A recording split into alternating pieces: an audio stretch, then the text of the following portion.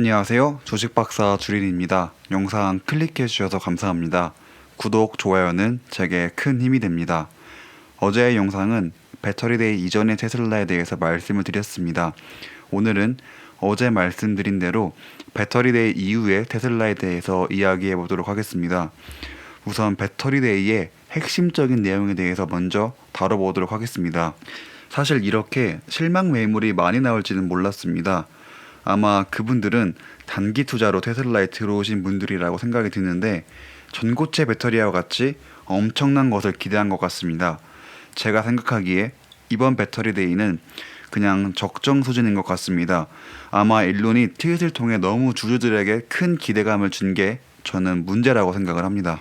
배터리 사이즈에 대해서 먼저 이야기해보자면 예전 트위터에서 대부분 4898 정도 사이즈를 예상하고 있었습니다.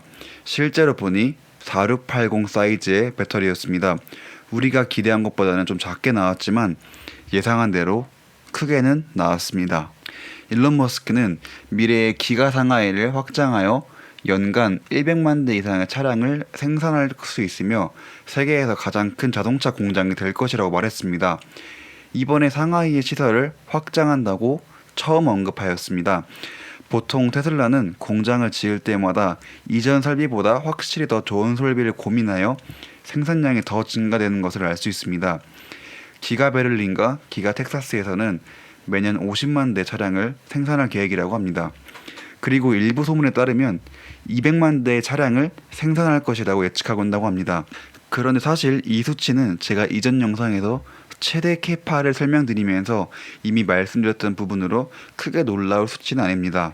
프리몬트의 파일럿 배터리 생산 라인이 2021년에 약 10GWh로 확장될 것이라고 말했지만 실제 제조 공장은 2022년에 연간 200GWh에 도달할 것이라고 합니다.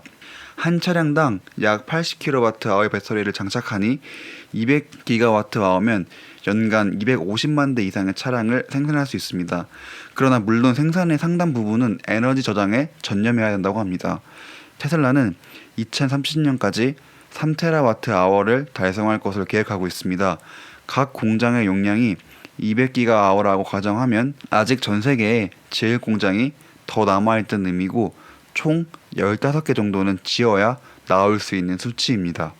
일론 머스크가 발표했던 내용 중 하나는 135개의 기가팩토리에 해당하는 20TWh의 용량을 건설하는데 약 2조 달러가 든다고 발표했습니다.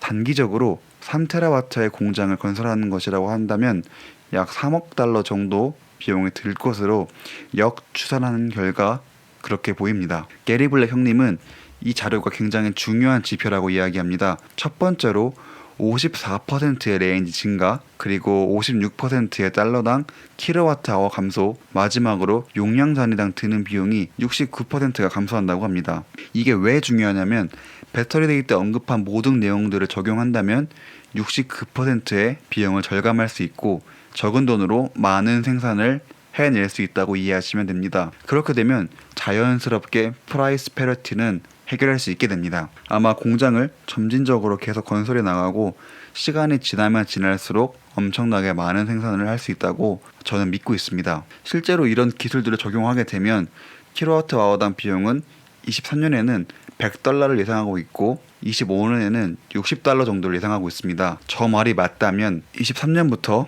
전기차 세상의 연례 확률이 점점 높아지며 25년이 되면 전기차가 내연기관차보다 더 저렴해지기 때문에 가격 경쟁력에서 우위에 있게 됩니다. 개인적인 욕심으로는 이번에 프라이스 패러티의 기준점인 100달러를 달성하지 않을까라고 생각을 하였는데 너무 행복회로를 돌린 것 같습니다. 그럼에도 불구하고 23년에는 해당 가격을 맞춘다고 하니 기다려보도록 하겠습니다. 이번 배터리 데이를 보면서 느낀 점은 장기적인 플랜에 집중되어 있는 것을 알 수 있습니다. 실망 매물이 많이 나온 이유는 당장 주가를 엄청나게 올릴 수 있는 무언가가 없었기 때문이라고 생각합니다. 대개 그런 분들은 단기 투자자이므로 이번에 많이 나가신 걸로 보입니다. 이번 배터리 데이를 보면서 저는 조금 더 장기적인 투자를 해야겠다고 다시 한번 생각하였습니다. 제가 이전 영상에서 템리스 배터리 셀이 나올 것으로 추측한다고 말씀드렸습니다. 물론 제가 추측한 것은 아니고 조사를 하다 보니 그렇게 알게 되었는데 실제로 스테인리스 배터리셀이 나왔습니다. 스테인리스가 되면 뭐가 좋냐면 제조 공정이 훨씬 간단해져 비용 절감이 가능하다고 말씀드렸습니다.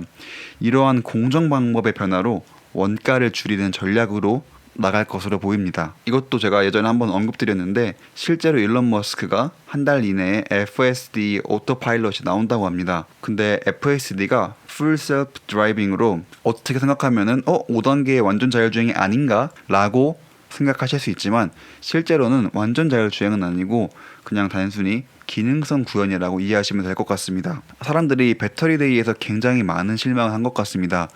그 단적인 예로 배터리데이 이후 애프터장에서 엄청난 주가 하락을 하였습니다. 사실 실망한 사람들은 장기 투자자가 아닌 배터리데이를 앞두고 단타치기 위해서 들어온 사람들 같기는 합니다. 저는 솔직히 말해서 배터리데이가 엄청난 대박이냐라고 묻는다고 하면은 그 정도는 아니고 그냥 적정 수준인 것 같다라고 대답을 할 것 같습니다. 그럼에도 불구하고 주가가 하락한 이유는 일론 머스크의 트윗을 통한 엄청난 기대감 심어주기라고 생각을 합니다.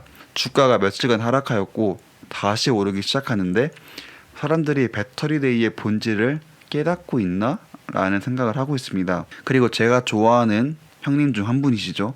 게리 블랙 형님도 역시 주가를 최초에 $540로 프라이스 타겟을 잡았는데 이번에 $600로 올렸습니다.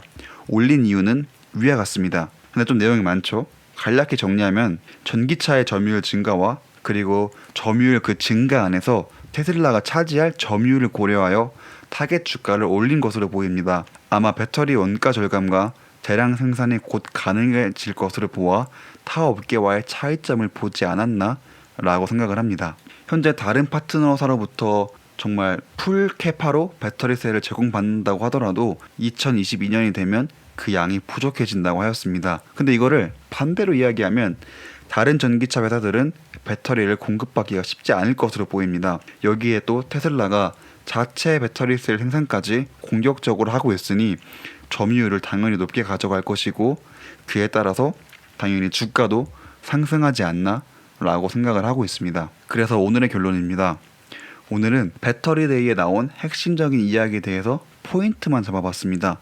사실 제가 영상을 안 올린 지 3일 정도밖에 안 되는데 할 이야기가 너무 많아서 영상을 조금 분리해서 하도록 하겠습니다. 어느 이야기부터 해야 될지 모르겠어서 조금은 저도 혼란스럽긴 합니다. 배터리의 크기는 모두가 예상하는 크기는 아니었지만 기존보다 큰 사이즈인 4680 사이즈가 나왔습니다. 기존보다 더 발전된 쌀의 형태를 보여주었죠. 그리고 2022년까지 100GWh를 생산하고 30년까지는 30TWh를 생산하는 계획을 갖고 있습니다. 30년 계획을 맞추려면 현재 수준에서는 뼈를 깎는 고통에 수반되어야 할 정도로 정말 열심히 해야 됩니다. 어쩌면 열심히만으로는 부족할지도 모릅니다. 이렇게 끊임없이 도전하고 혁신하는 자세를 가진 일론 머스크이기에 제가 더 믿고 투자를 할 수 있지 않나 라는 생각을 합니다. 다른 분들은 어쩌면 이게 그냥 보여주는 거 없이 표만 보여주는 거 아니냐, 실체가 없다 라고 말씀하실 수 있습니다. 저도 그 말씀에는 어느 정도 공감은 합니다.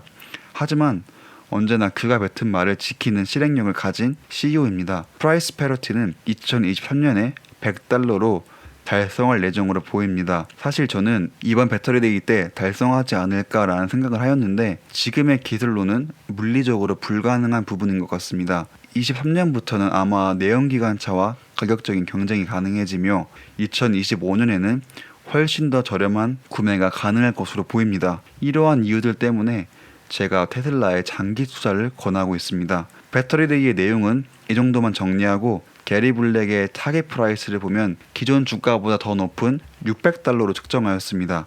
그 이후로는 전기차가 자동차 시장에서의 점유율 증가와 그에 따른 테슬라의 점유율 확보로 주가를 상승시킨 것 같습니다. 저 역시도 게리 블랙 형님과 같은 생각입니다. 개인적인 총평으로는 엄청난 게 나오지는 않았다고 볼 수도 있습니다. 이렇게 말씀드리는 이유는 일론 머스크의 트윗 때문이긴 합니다. 사람들의 기대와 일론 머스크의 트윗으로 인한 기대가 조금 문제가 되지 않았나 생각을 하고 있습니다. 그런데 저는 엄청나게 많은 사람들이 실망 매물을 던지고 있는데 장기 투자자에게는 그렇게 큰 리스크는 아니라고 생각을 합니다. 주가가 많이 하락하면서 장기 투자자라고 생각하는 사람들 역시 존버하기가 쉽지 않은 건 사실입니다. 주가가 하락하니 존버하면 내가 시장과 반대로 가는 게 아닐까? 라고 굉장히 많은 고민을 할 수 있습니다. 그런데 저는 정말 한 5년, 10년 뒤에 보면은 지금 내가 한 선택이 옳은지 틀린지 알 수 있다고 생각을 합니다.